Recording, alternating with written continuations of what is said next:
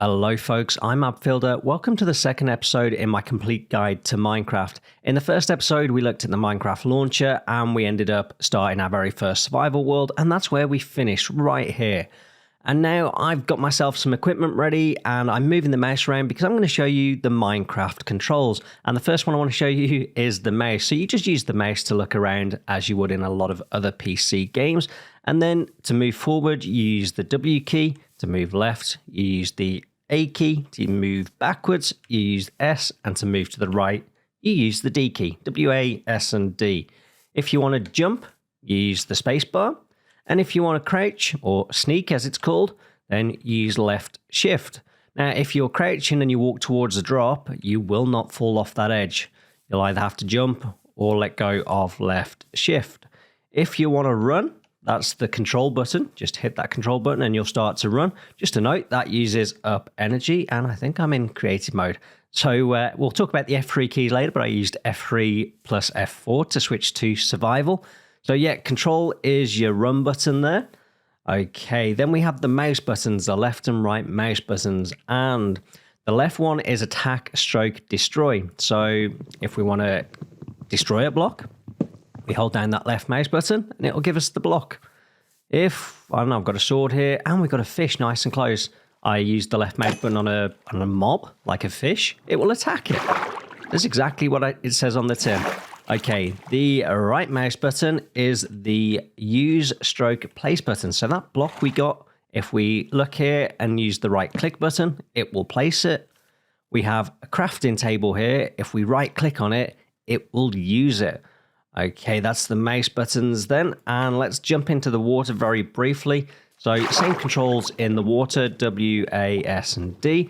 Spacebar raises you up as though you're jumping in the water, and left shift sends you downwards.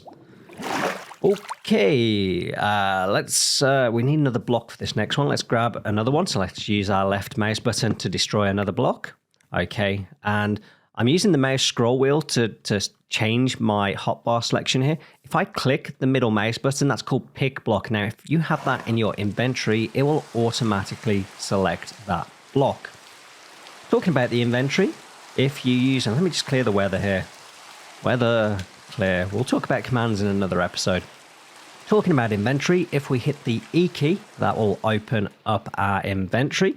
So we've got some stuff here. Let me move that. That will break the demonstration in a moment.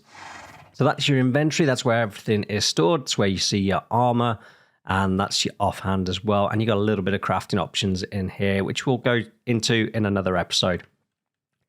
Okay, if we want to chuck an item on the ground, well, that is the Q key, and you can do that from your inventory as well. If you hover your mouse over and hit that Q key, and if we just pick that stuff up, just in case we need it.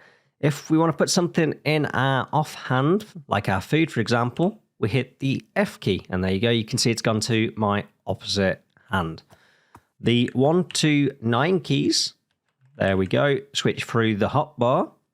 The F5 key is used to change our kind of camera mode. So first person default, third person from behind, third person from in front, and then back into first person. If you are on a server and you want to chat, or you're on single player and you want to write commands like I just did, then T key opens up that. That was T for Tango. And then F11 switches between windowed mode and, well, you know, full screen. And there we go. And then we've got some more advanced things as well. So a couple of things I wanted to show you here was the horse and the boat. So you actually use right click. You want to use the boat to get in, but you use left shift to dismount the boat. And it's the same for the horse. And all the controls on the horse, let me get off the horse, left shift to get off the horse. And let me just break this lead a moment. There we go. Left click to break the lead. Right click.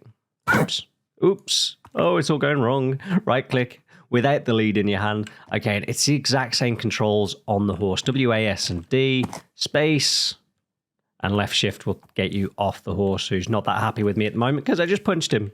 We'll put him back there. Okay. Is there anything else with those keys? Oh, the Elytra. This is much further into the game, but I just wanted to show you the controls for the Elytra at this point. Right, the Elytra goes in your chest slot, and it's just the controls. We'll go into details on how to get an Elytra and all that kind of stuff in a later episode. But if you want to take off, then it's space to jump, and then while you're in the air, you need to press spacebar again to activate your wings, and then right-click to with the rockets in your hand to fly. So space, right-click.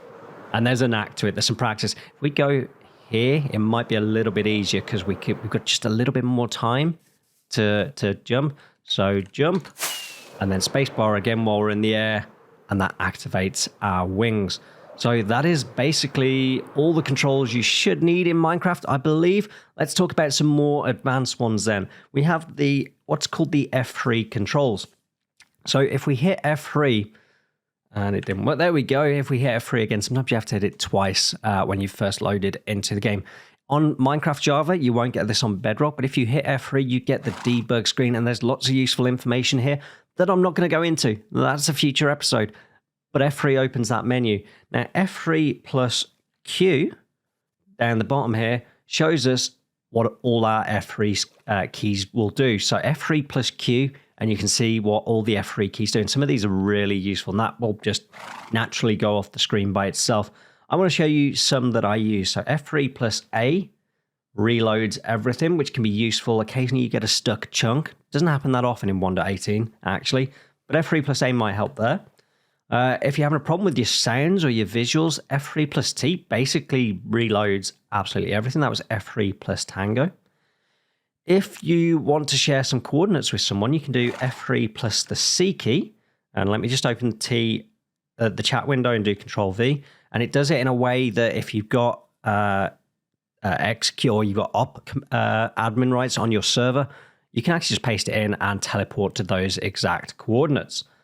Another one that I sometimes use is F3 plus P. Now, what F3 plus P does is when you Alt-Tab out the window, by default, Minecraft will pause if you're on a single-player world, which quite often annoys me. So I quite often disable this. So F3 plus P disables it. F3 plus B, entity hitboxes. So this is really useful when you design farms because you can see the hitboxes of items, you can see, or entities, and you can see where they're looking as well. And you can see over there, we've got the fish and what have you, or the squid, I think it is actually over there. So we can see their hitbox where you'd have to hit them with a sword, and we can see with the blue line where they're looking. Very useful. F3 plus F4, I briefly showed earlier, and there we have it. And then one other that I sometimes use, and again can be useful with farms, is that Minecraft is split into something called chunks. Don't worry, that's a future episode as well. But sometimes you have to chunk align things so that they don't break. And there we have it, weather clear. My God, it really wants to thunder on this game. So there we have it. F3 plus G opens up your chunk boundaries, which can be very, very useful. Okay, let's close that up and let's turn that off as well. Folks, I hope you enjoyed this episode. Just want to remind you, I have now got my own Discord. So if you want to come join the Discord, then please do. And as a little bonus, there's a fully free-to-play whitelisted survival server. So come check that out. Hope you enjoyed the video. If you did, hit that like button. And if you want to see more of this content, hit the subscribe button. Anyway, folks, that's all I have time for today. I'm Matt Fielder. Goodbye.